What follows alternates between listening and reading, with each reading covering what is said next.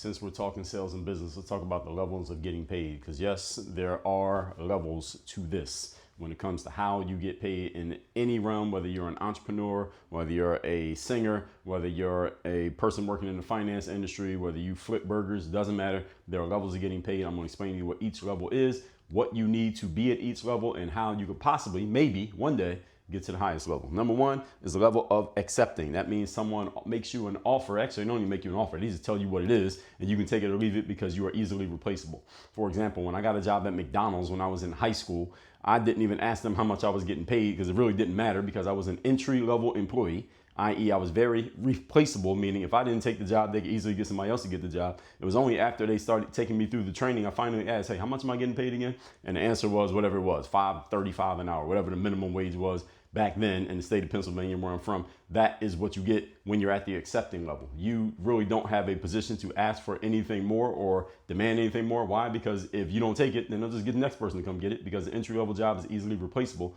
nowadays, as you can see, being replaced by computers.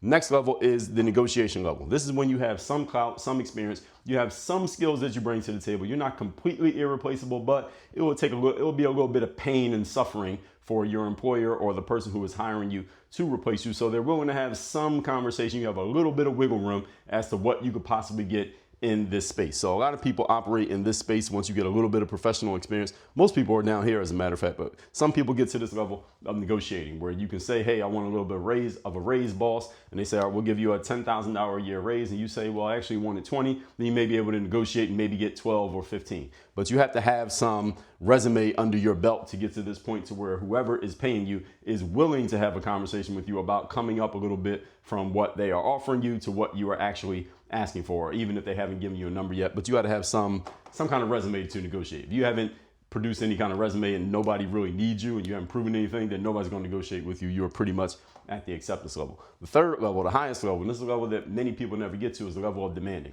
Level of demanding would be somebody like, let's say, if you wanted Rihanna to come sing at your birthday party, you reach out to Rihanna's team and say, hey, I want Rihanna at my birthday party. Her people are going to reach back to you and say, here's the price. Here's the deposit that you have to make. Here's what you can get. Here's what Rihanna will do. Here's what she won't do. Here are the dates she's available. You can take it or you can leave it. There's no negotiation. There's no back and forth. If they say the price is $1 million, you can't say, well, we only budgeted $800,000. They're not even going to reply back to you.